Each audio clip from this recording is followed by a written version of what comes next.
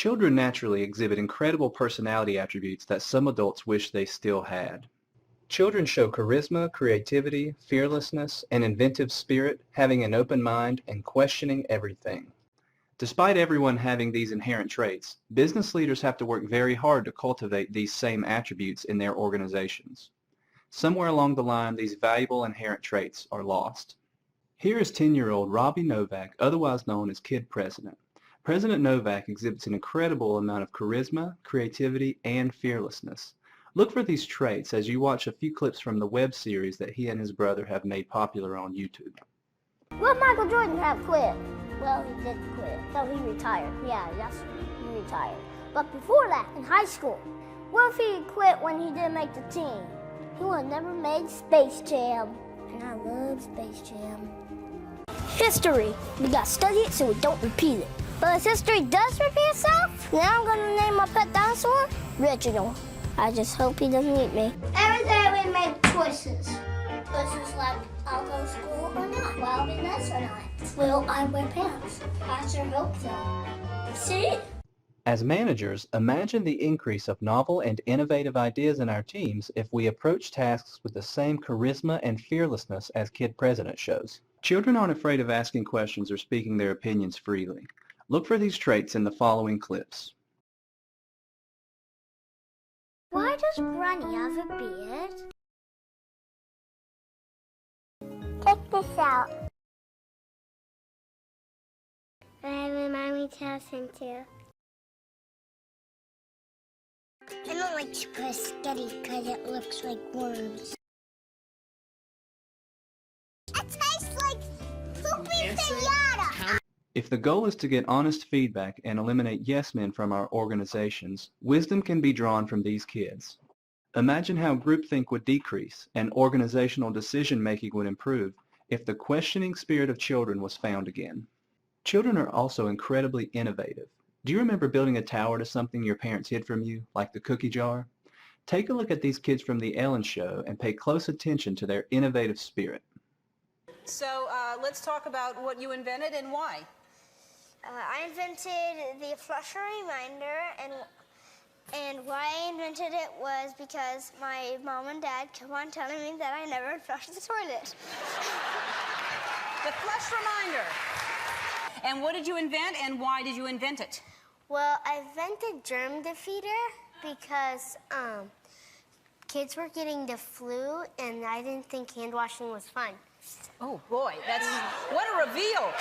Children are not afraid of any problem and very taken to invention. The Jetsons implied society would have flying cars by now.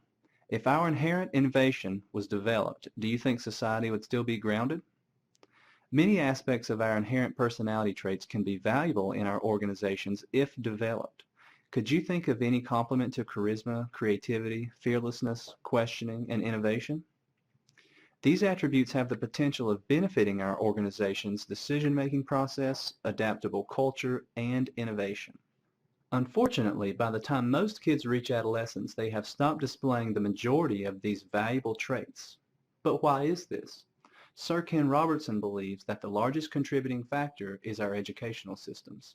We're now running national education systems where mistakes are the worst thing you can make. And the result is that we are educating people out of their creative capacities. Picasso once said this. He said that all children are born artists. The problem is to remain an artist as we grow up. I believe this passionately, that we don't grow into creativity, we grow out of it. Or rather, we get educated out of it. Essentially, children are being educated out of these valuable capacities. But wait, isn't the purpose of education to equip and prepare students to be productive citizens? If this is true, educational systems can't be stripping children of their creativity intentionally. There are many theories of why our educational systems educate children out of their creativity.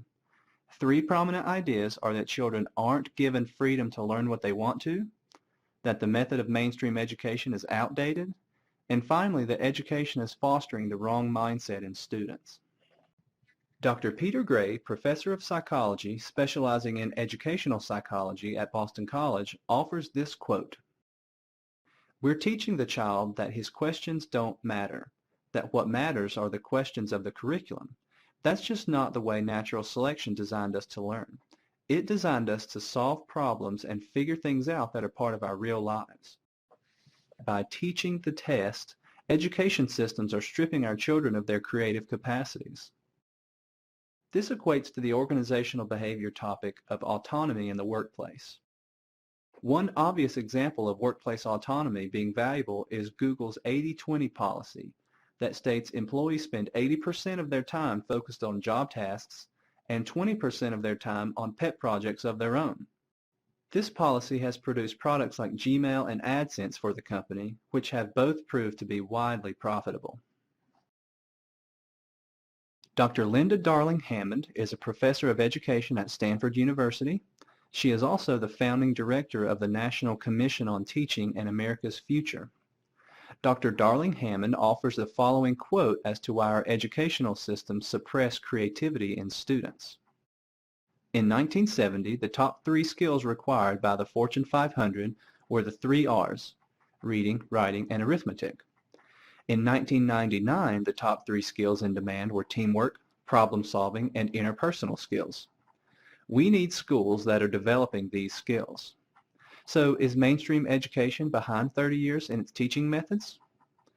To link this argument to real-life organizational behavior topics, some of our most creative people, as well as some top business leaders today, are graduates of Montessori schools. These primary schools focus on a student's individual curiosity, creativity, and experimentation. Chef and television personality Julia Child, former First Lady Jacqueline Kennedy, founders of Google Larry Page and Sergey Brin, founder of Amazon.com Jeff Bezos, founder of Wikipedia Jimmy Wales, and more creative people that you would recognize attended these Montessori schools. Can a parallel be drawn to focusing on an employee's individual curiosity, creativity, and experimentation, like Montessori schools model, to increasing creative returns in the workplace? Dr. Carol Dweck, professor of psychology at Stanford University, believes educational systems today encourage a fixed rather than growth mindset in students. This is a contributing factor to diminishing creativity.